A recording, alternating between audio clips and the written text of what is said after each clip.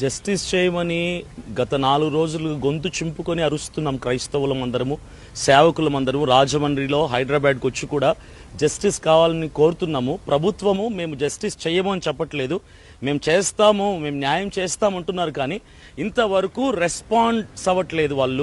వాళ్ళు చాలా నిర్లక్ష్య ధోరణిలో ఉన్నారు. మేమంతా కూడా వేలాది మంది కలిసి పోరాడుతున్నాం న్యాయం కోసము. ఇంతవరకు ఎన్నో ప్రశ్నలు లేవనెత్తాం, ఎన్నో సందేహాలు లేవనెత్తాం, ఎన్నో అనుమానాలు లేవనెత్తాం. ఒక్క ప్రశ్నకు కూడా సమాధానం ప్రభుత్వం నుంచి రాలేదు. పోలీస్ డిపార్ట్మెంట్ పని చేస్తున్నాం అంటున్నారు, కానీ వాళ్ళు పని చేస్తే మరి రిజల్ట్ ఎక్కడుంది? మేము అడుగుతూనే ఉన్నాం. హైదరాబాద్ నుంచి బయలుదేరి కొవ్వూరు బ్రిడ్జ్ దగ్గరకు వచ్చే వరకు కూడా ఆ సీసీ ఫుటేజ్ ఎందుకు బయటకు తీయటం లేదు? ఎందుకు? ఎవరు మిమ్మల్ని ప్రెజర్ చేస్తున్నారు? ఎక్కడి నుంచి అయినా ఒత్తిడి ఉందా? ఎందుకు మీరు ఆ రిజల్ట్ బయటకు తీసుకురావట్లేదు? ఆ ఫుటేజ్ ఎందుకు తీయటం లేదు? ఎవరు ఆపుతున్నారు మిమ్మల్ని? మీరు నోరు తెరిచి మాట్లాడితే we can fight for the justice.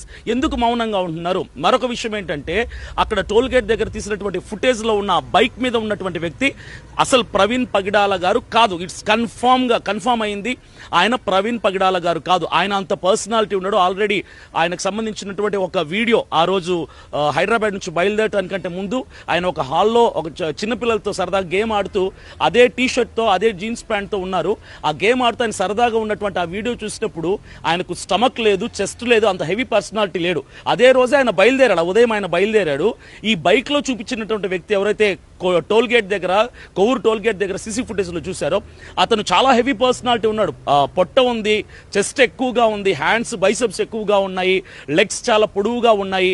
ఆ ఫుటేజ్ లో ఉన్నటువంటి వ్యక్తి ప్రవీణ్ పగిడాల గారు 100% కాదు. ఇది కన్ఫర్మ్, ఆయన కాదు. ఆల్రెడీ అప్పటికే ప్రవీణ్ పగిడాల గారిని ఎక్కడో అటాక్ చేసి హైదరాబాద్ నుంచి కొవ్వూరు కంటే ముందుగానే మధ్య మార్గంలో ఆయన్ని ఫాలో చేసి అటాక్ చేసి దాడి చేసి అప్పటికే ఆయనను చంపేసి ఆయన ఒంటి మీద ఉన్నటువంటి బట్టలు మరొకడికి తొడిగించి ఫేక్ పర్సన్ ని క్రియేట్ చేసి ఆ చీకట్లో ఆ బైక్ వేసి పంపించి ఆ రోడ్డు మీద నుంచి బైక్ కూడా పడింది కూడా వేరే వ్యక్తి పడ్డాడు, ప్రవీణ్ పగిడాల గారు కాదు.